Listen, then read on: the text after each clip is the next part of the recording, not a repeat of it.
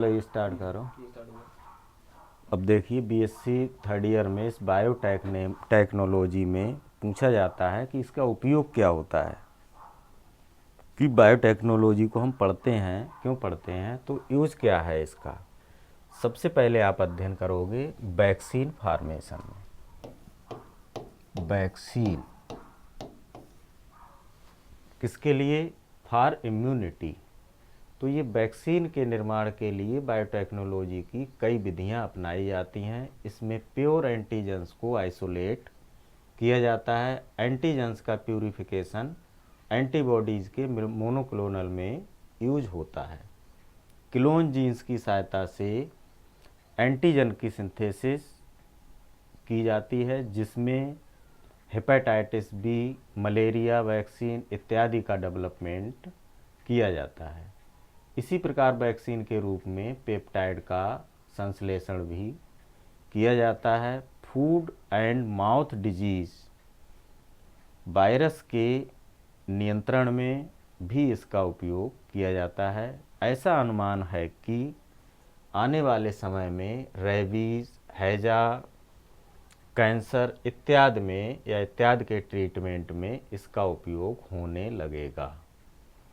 इसके अलावा इसका सेकेंड यूज़ क्या है?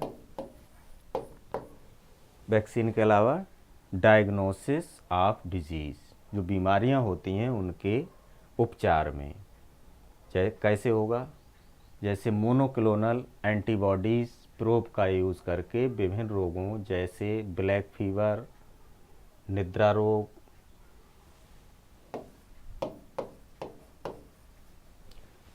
रोग, और प्लाज्मोडियम परजीवी, प्रोटोजोआ तथा हेलमिंथीज डिजीज़ की पहचान की जाती है। इसके अलावा सेक्सुअली डिजीज़ डायग्नोसिस, इसमें क्या होगा? इसमें अनेक लैंगिक रोग जैसे क्लैमाइडिया तथा बैसेरिया इत्यादि रोग के वेक्टर की पहचान,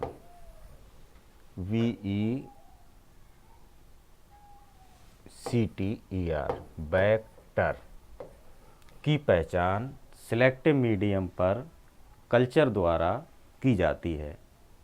इसके अलावा डायबिटीज़ के इलाज में भी इंसुलिन का प्रोडक्शन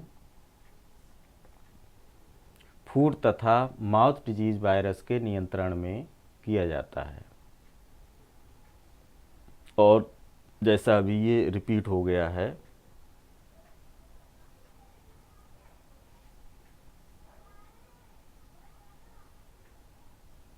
इस इंसुलिन का प्रोडक्शन बायोटेक्नोलॉजी द्वारा किया जाता है।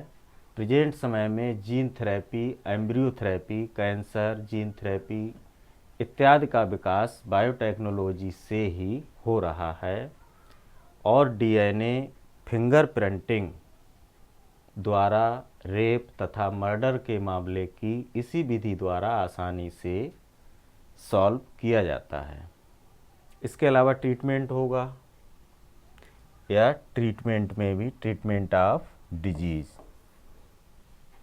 बीमारियों के उपचार में भी बायोटेक का यूज़ किया जाता है। कैसे? जैसे देखो, फार्माक्यूटिकल्स ड्रग की फार्मेशन बायोटेक्नोलॉजी द्वारा ही विकसित की जाती है।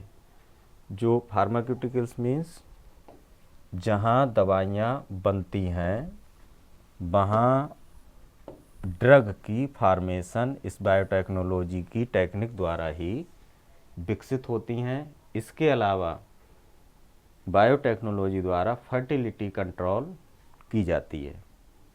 और